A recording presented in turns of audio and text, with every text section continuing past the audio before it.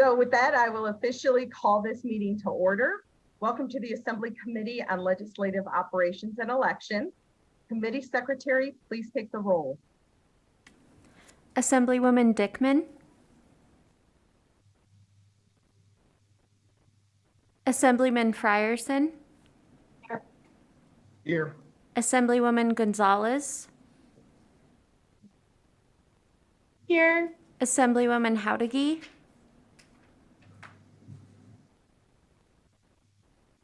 Assemblyman Levitt. Here. Assemblyman Matthews. Here. Assemblyman MacArthur. Assemblywoman Monroe Moreno. Here. Assemblywoman Thomas. Here. Assemblywoman Torres.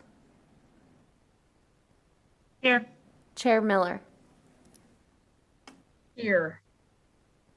Thank you. And if there was anyone who's not here, please mark them present when they arrive. I would like to extend a welcome to everyone viewing the meeting online and those participating by phone and video. A few housekeeping issues to address before we move forward is if you wish to testify, you can pre-register online through the link that's provided on the agenda. Registration opens when the agenda is posted on the Nevada Legislature's website. And upon successful registration, you will be provided a telephone number and meeting ID and instructions for joining the meeting. When testifying, please ensure to unmute your microphone and speak clearly, and also state and spell your name for the record.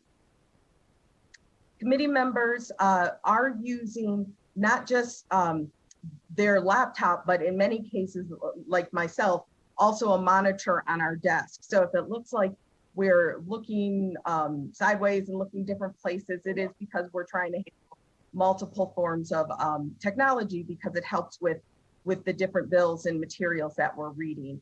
But I just want to address that so you know that we're actually not distracted.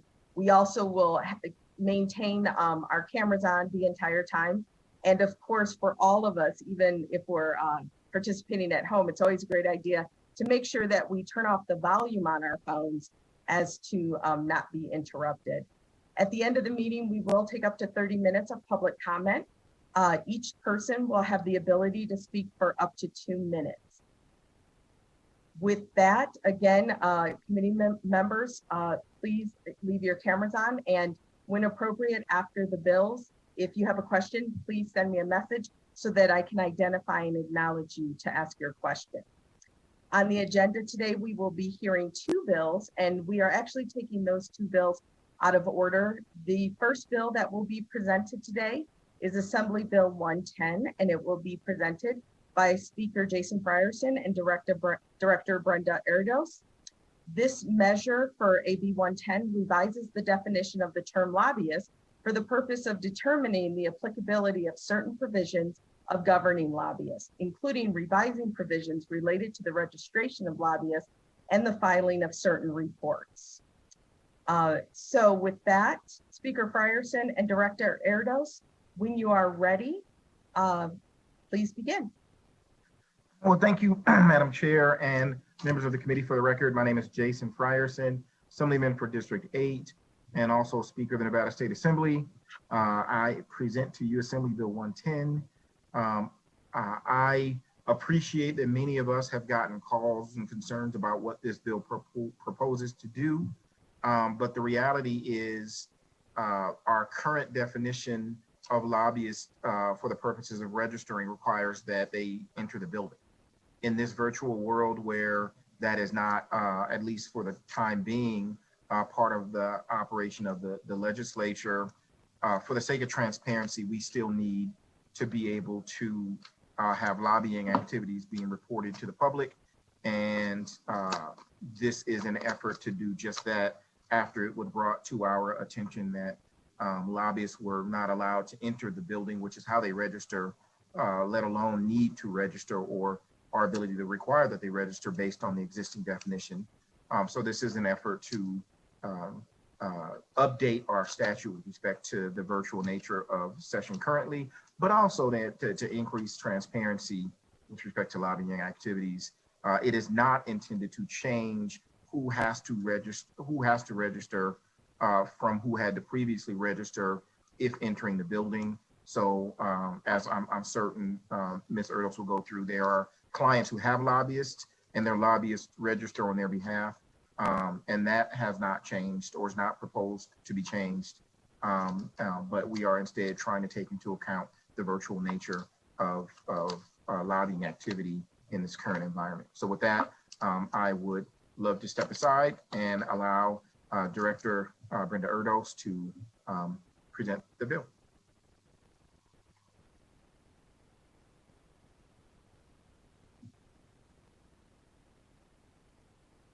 Director Erdos, I think you may still be on mute.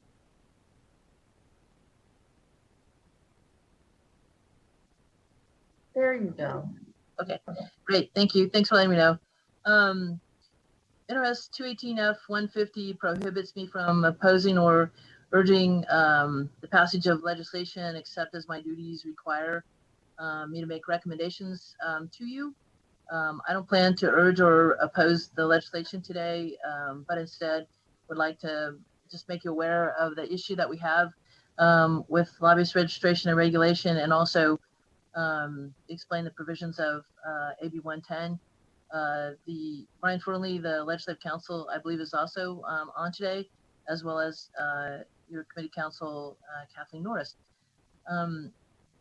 We filed a document for this, which was done by the legislative librarian, Teresa Wilt. And I just thought you might want this information to see.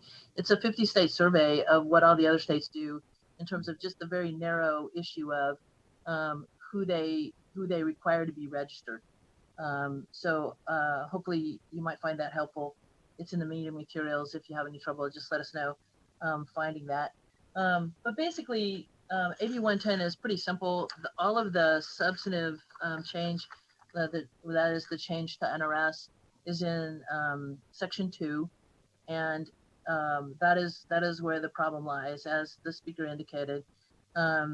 We weren't able to register any lobbyists or require reports during the 2 special sessions because there was no one in the building who was lobbying, and that has continued, for the first part of this session. And so that's why we'd like to take out the first part of the test. So if you look at Section 2 of the bill on page 3, it in red there, you see that the one requirement for qualifying as a lobbyist appears in person in the legislative building or in any other building in which the legislature or any of its standing committees hold meetings. And so this building has been closed. As you know, right now it's limited to only legislators, essential staff, and a small media pool. And the Las Vegas office building is also closed right now. So there haven't been anybody who would meet the requirement of lobbyists, and therefore we have not to date.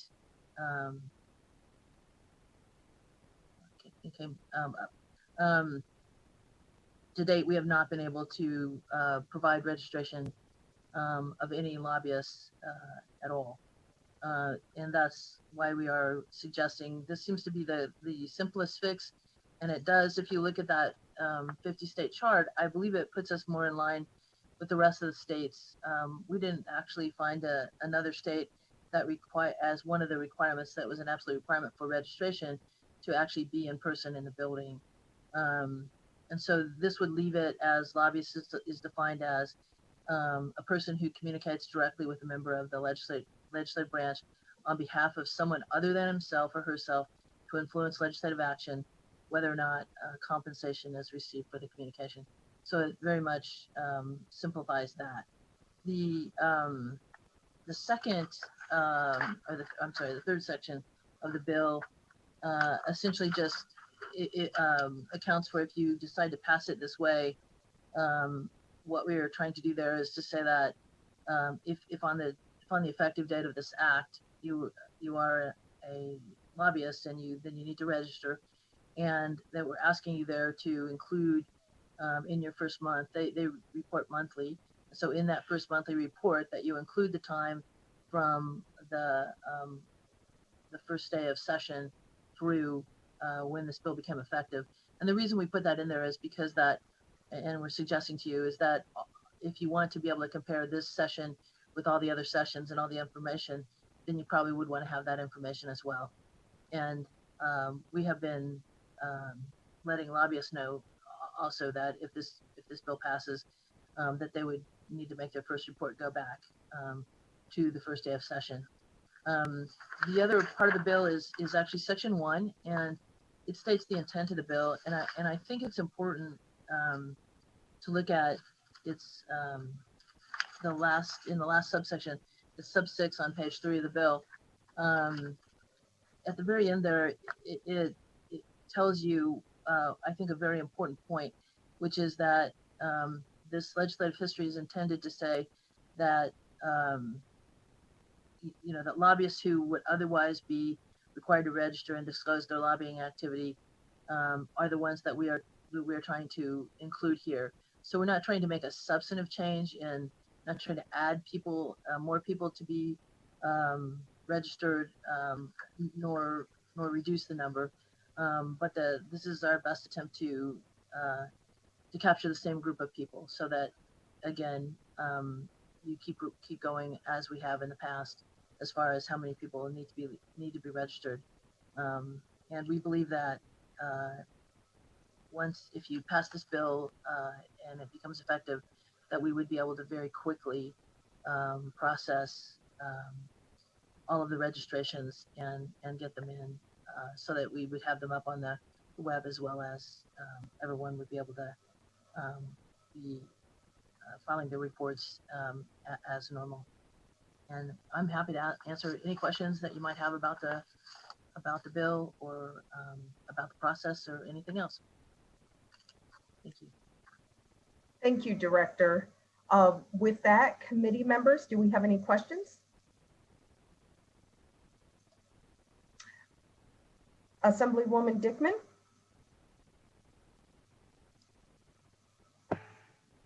Thank you so much, Madam Chair. My chat is not working. Technical difficulties. Okay, unmute myself. We can hear you, Assemblywoman. Okay, I just got a message to unmute myself. So I just have actually 2 quick questions. One, if you could just clarify, I'm sure it's not the intent of the bill, but in section 2F, where it talks about persons who contact legislators who are elected from the district in which they reside. Could this turn any citizen from outside my district into a lobbyist if they like email me or text me for someone else? Madam Chair, would you like me to answer directly? Yes, please. Okay, thank you. The key, and when you look at these long lists of things, it's easy to get this confused. But if you look at the top of that subsection, so you were looking at E there, and at the very top of that subsection, the lead in there is lobbyist does not include, and so I think that's a very important part of this, to say that that again, those are people who lobbyists do not include. And we're leaving that in there because, again, that's a critical function. You would not, at least in the past, you haven't wanted to have your constituents have to be registered as a lobbyist. Yeah, but this is who are elected from the district in which they reside. If someone from another district besides mine were to email me or text me on behalf of someone else, or like another group, could it turn them into a lobbyist because they're not in the building? If I can, Madam Chair, if Assemblywoman, if you are referring to section 2, subsection E, F. or F, Yeah. all of the subsections there, number 1, are existing law. The bill isn't proposing to change. Number 2, those are the things that are not lobbyists. So everything under section 2 expressly says lobbyist does not include these things, A, B, C, all the way through G. So existing law, again, this doesn't change that, that's existing law, but under existing law, those persons would not be considered lobbyists for the purposes of existing statute as well as this change with respect to entering the building. Okay, thank you. Madam Chair, may I ask one more? Quick? Go ahead. Thank you. Thank you. I was just wondering now, if lobbyists aren't in the building, will they have to pay to register? Yes, that is part of the process. The registration process is basically the registration fees offset the cost of that, and so they will be charged the same fees from past years. I think it hasn't changed since 2015, and we're not intending to increase the fee, but they would be required to pay the fee for registration unless they are. There's a category of folks who are exempt, including veterans, as well as it's in a different section, but as well as people who are lobbying for organizations that are nonprofits. Thank you. Okay, our next question is from Assemblyman Matthews. Thank you, Madam Chair. I just wanted to touch on sort of the potential time frame regarding this bill.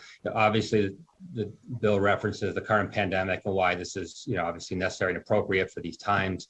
But it doesn't seem to me that there's any language saying that this would be the new definition of the term lobbyist only during a declared emergency or only when the building's closed to the public. So I just wanted to confirm that I'm correct about that this would be a permanent change under all circumstances, that's the intent here, to make this permanent. And if so, maybe just a little bit more explanation of why we think at this point in time that permanent change is necessary and what the problems may have been with the old system, the old definition. Thank you. If I may quickly answer that question, and I would love follow-up from LCB to make sure that I'm correct. I think, Assemblyman Matthews, you're referring to the declaration, which is not statute. The statute only changes the definition in law of the requirement of entering a building. So that's all that the bill changes. Okay, thank you. And I'm assuming that I would be corrected by LCB or legal if I were incorrect, but I believe you're referring to the declaration. Well, I guess maybe just to restate my question then, to make sure I'm correct, if I may, Madam Chair, that this would be the new permanent definition of lobbyist in a state declared emergency or not going forward. Is that correct? Again, for the record, sorry, Jason Frierson, no, that's not correct. If you reference section 2, the bill changes NRS 218H.080. I believe that the declaration is laying out the rationale for why currently it's relevant, but then the exhibits show how we compare to other states, that this is a proposed statutory change, because whether we're in a pandemic or not, there are many folks that are going to continue to meet and lobby and advocate in this way. And so we want to be able to capture so that we are able to be transparent lobbying activity, whether in the building or not. And I believe that the chart shows that by making this change, we, I think, are more consistent with other states by not having that requirement that they enter the building. And again, I would suspect that some folks would be in that regard indefinitely, regardless of the pandemic. Thank you, Mr. Speaker. Thank you, Madam Chair. You're welcome. Members, additional questions? Okay, well, next we will hear testimony in support of AB 110. Broadcasting, if we have anyone on the line to testify in support. Chair, this is Michael from Broadcast. Let me check. I have some callers and I'll find out which position they hold. Thank you. And while we're waiting, just want to remind everyone to please reduce your comments in support or opposition or neutral to 2 minutes per person. Thank you, Chair. To testify in support on AB 110, please press *9 now to take your place in the queue. To testify in support of AB 110, please press *9 now to take your place in the queue.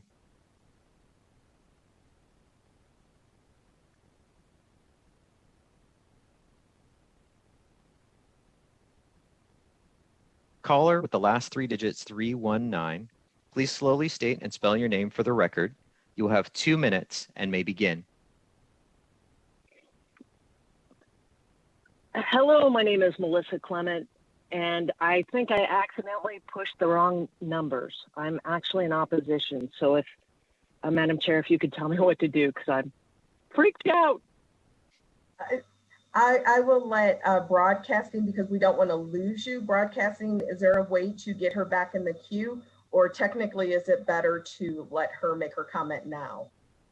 I can just put her hand down. I can put her hand down and just put her back in the queue. Okay, Thank you you both. so much.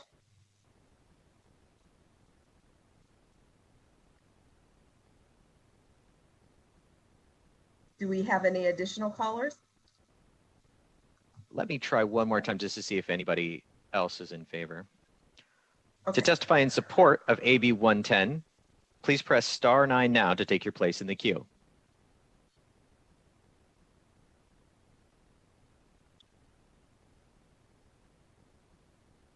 Chair, the line is open and working. However, it doesn't appear that we have any callers in support at this time. Okay, thank you. Then we will move into hearing testimony in opposition of AB 110. Thank you, Chair. To testify in opposition to AB 110, please press *9 now to take your place in the queue.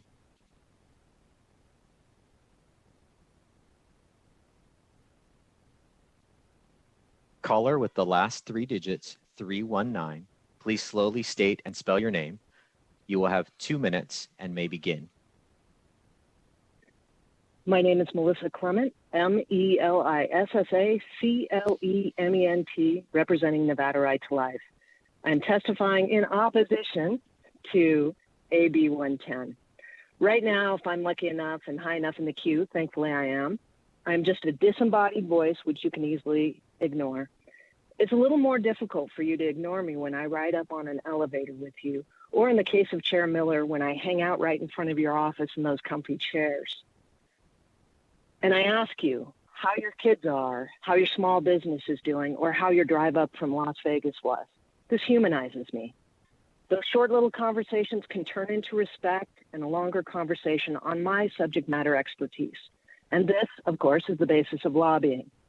In the past, $300 for the privilege of that access was well worth it. For a small nonprofit like mine, $300 is a significant fee, but our organization does not have the ability to buy access through campaign donations like others can. The way the 81st session is operating thus far, and if you pass this bill, has created an unfair two-tier system for lobbyists, the haves and the have-nots. I don't think that's what you want, but that's unfortunately what you've gotten. What will my organization benefit from me registering and paying $300 for the privilege of participation in this broken system? Will you guarantee I can get a Zoom call with every legislator on the Health and Human Services Committee? Will you guarantee that I always get my 2 minutes after hanging out on phone limbo for 2 hours? Really, here's the thing. Open the building. Policy and lawmaking is happening without the benefit of human interaction, with lobbyists who are without interaction. You're crafting our future, and you benefit from the interaction one to another of you people who are sitting on Zoom, but are sitting right next to each other in an office. You benefit from lobbyists like me Ms. who are Clement, subject Ms. matter Clement, that's your experts. 2 minutes. Ms. Clement, that's your 2 minutes. Okay, Thank and you. you, Any additional comments, please feel free to submit. Broadcasting, can we move to the next caller, please? Yes, at this time, there is no one else in the queue for opposition. Okay, let's move to neutral. Do we have anyone in the queue for neutral? Let's find out. To testify neutrally on Bill AB 110, please press star 9 now to take your place in the queue.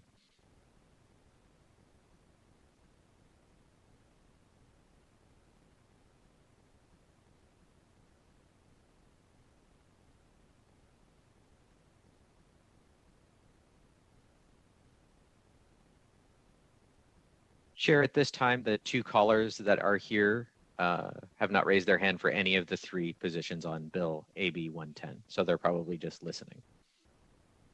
Okay, wonderful. Thank you so much. And with that, seeing no other callers, I will close the hearing on AB 110. Thank you to Speaker Frierson and Director Erdos for presenting this bill. I will move on to the next agenda item and open the hearing on AB 95. This measure relating to public lands, revising the membership of the Legislative Committee on Public Lands, and providing other matters regarding it. We are fortunate to have our former Senator David Parks here with us presenting with Marla McDade Williams from the Reno-Sparks Indian Colony. We are ready when you are, so please proceed. Good afternoon, Chair Miller and members of the Committee on Legislative Operations and Elections. For the record, I'm David Parks, and I'm pleased to present Assembly Bill 95 for your consideration. I had the honor of serving as chair of the Legislative Committee on Public Lands last interim. As I'm sure many of you know, the committee monitors a wide variety of natural resources and public lands matters crucial to the state's economy, lifestyles, and traditions. The committee typically travels to rural towns around the state, holding committee meetings and conducting informational tours. These visits provide legislators the opportunity to visit with local, state, and federal officials and provide members of the committee the ability to hear directly from citizens of each community. Excuse me.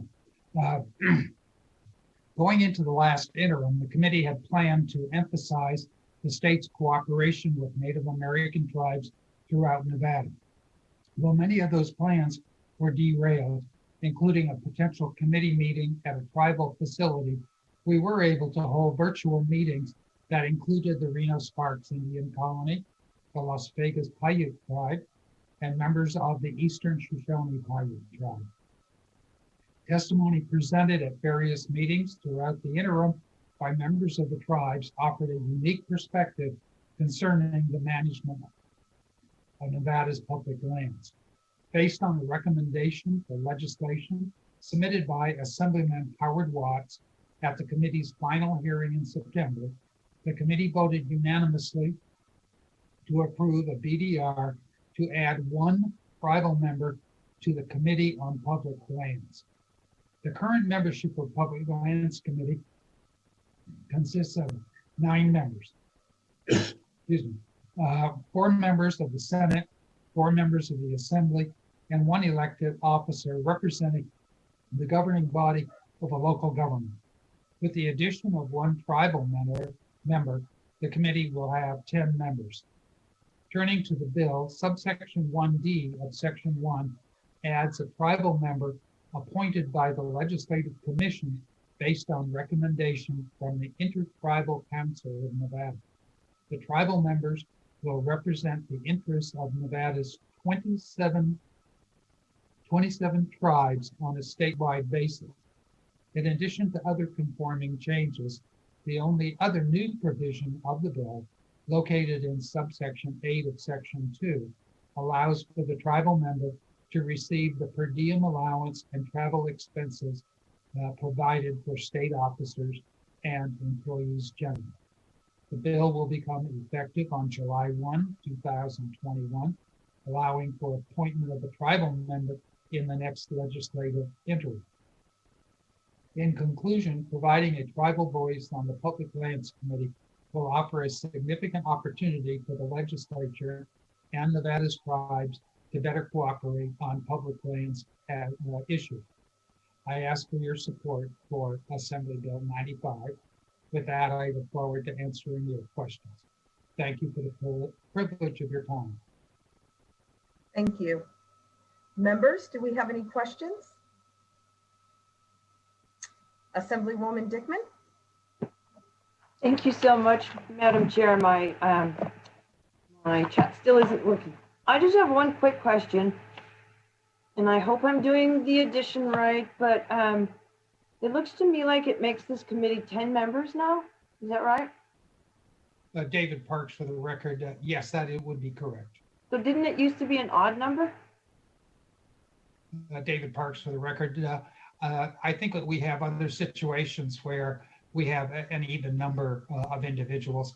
And I might also add that over the many years that I've served on the committee, that there are seldom votes or recommendations of BDRs that would end up having a tied vote. But a tied vote, as we understand, is considered not passing. Oh, okay. Thank you so much for that clarification. And thank you, Madam Chair. You're welcome. Any other questions?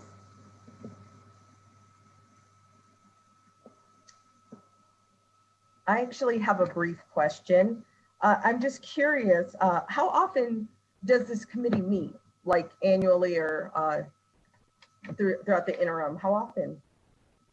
Madam Chair, David Parks, for the record, this is one of the interim committees that meets beginning in late summer of odd-numbered years, and we have a relatively short period of time in which to have our hearings and then make our recommendations, which includes up to 10 BDRs for consideration by the subsequent legislative session.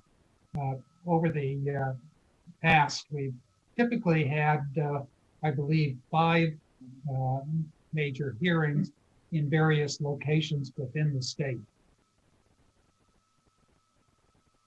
Thank you. Members, any additional questions?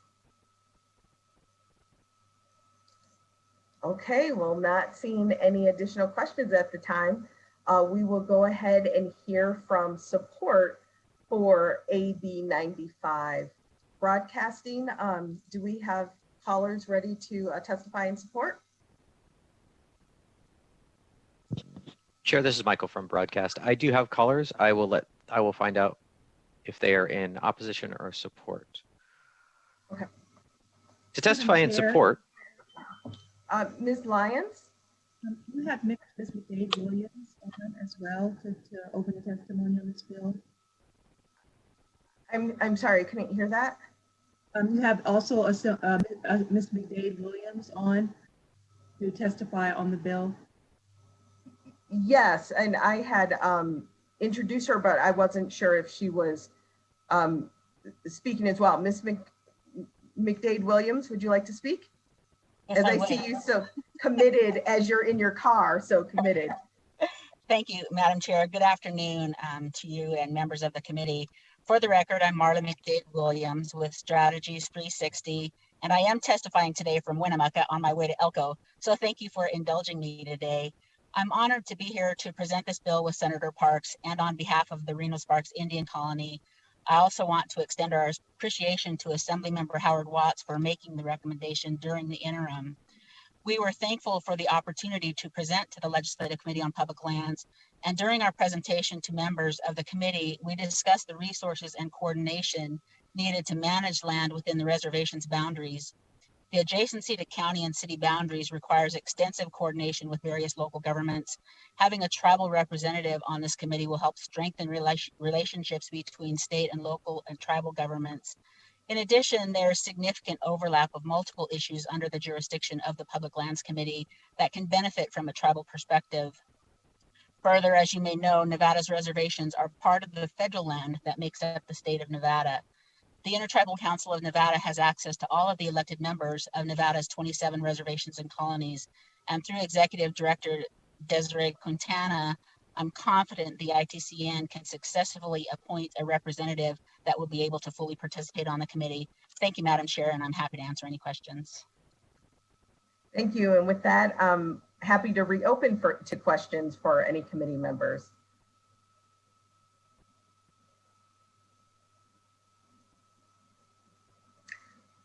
Well, not seeing any additional questions.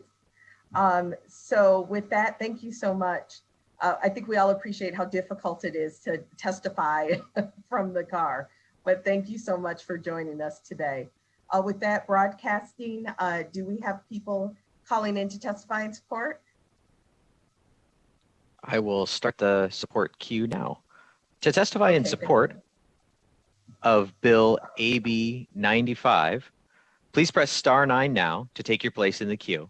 Again, to testify in support of Bill AB 95, please press *9 now to take your place in the queue. All right, I have a few callers. I'm going to go to the first one. Caller with the last 3 digits, 247. Please slowly state and spell your name for the record. You will have 2 minutes and may begin.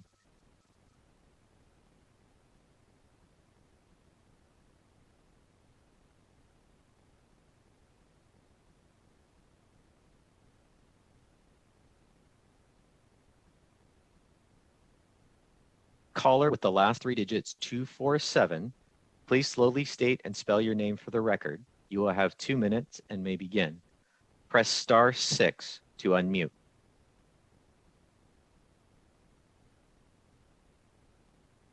Hello. Hopefully we heard. Hello. Can you hear me? Yes, we can, sir. We can hear you. Excellent. Thank you. Hello, I'm Will Adler, WILLADLER. I self-identify as a lobbyist in spite the current legal status of lobbying, and I am with Silver State Government Relations, and we're here representing Pyramid Lake Paiute Tribe.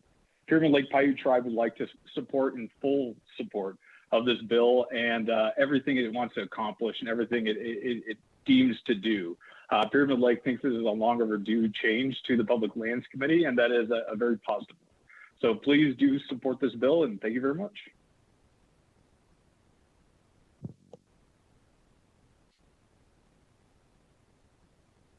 Hello, caller with the last 3 digits, 601. Please slowly state and spell your name. You will have 2 minutes and may begin.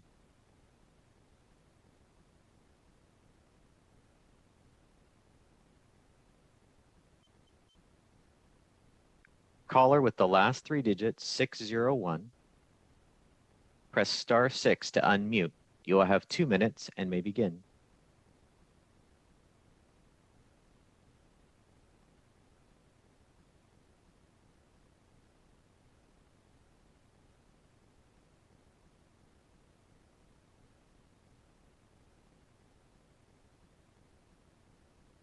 Chair, I'm going to move on to the next caller to see if I can get that one to work.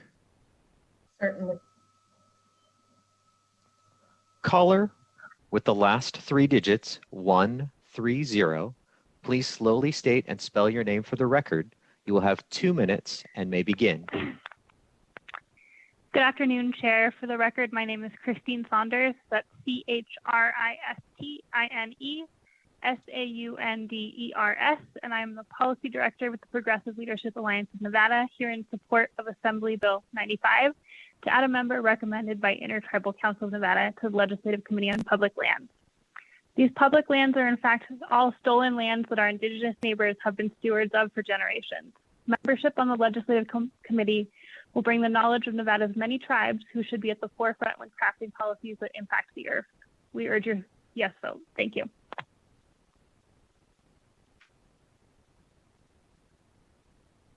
All right, Chair, moving on to the next caller. Caller with the last 3 digits, 732. Please slowly state and spell your name for the record. You will have 2 minutes and may begin. Hello, my name is Kyle Davis. That's K-Y-L-E D-A-V-I-S, and I'm here today on behalf of the Nevada Conservation League. The Nevada Conservation League is in support of AB 95, and we appreciate the Public Lands Committee and Assemblymember Watts for bringing the bill forward. Nevada's indigenous communities have been living on and stewarding the lands for generations and continue to do so today. The land we are discussing is their land, and they must be an integral part of the discussions about the management, protection, and use of those lands. Tribal knowledge and experience will benefit all Nevadans and the legislature as they shape policies. Thank you.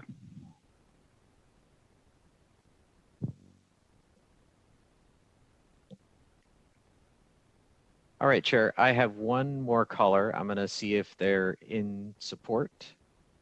Here we go. Caller with the last 3 digits, 601, to testify in support of AB 95.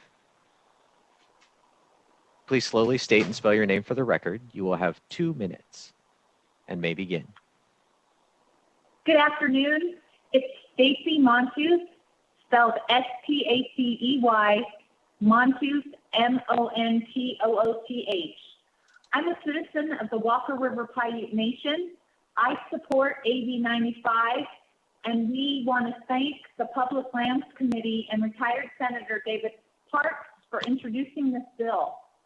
Having Native American input and tribal representation on this committee will benefit the state as a whole, and I look forward to such participation.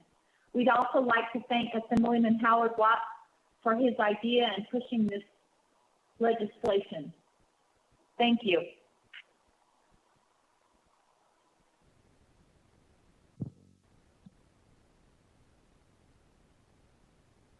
Were those all the Chair. callers we had?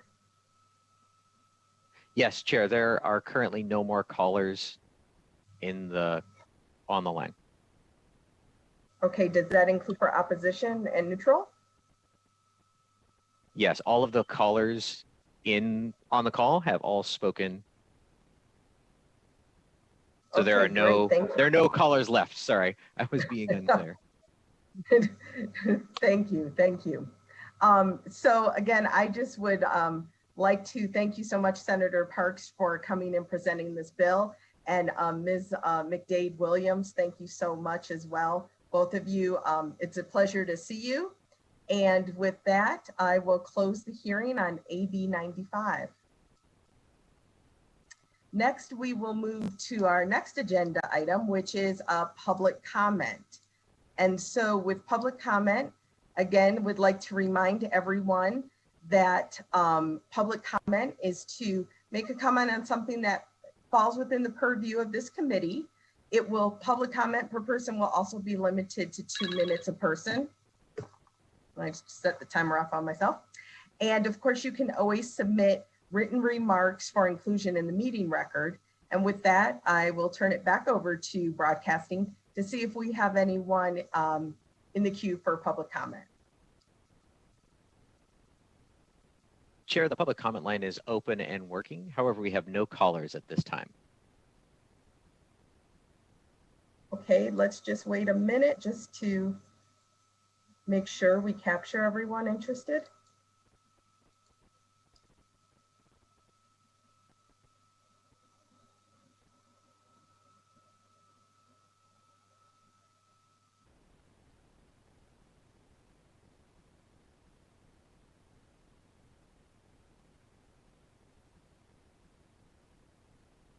Still no callers in the queue? We are still open and working. There are still no callers. Okay, thank you.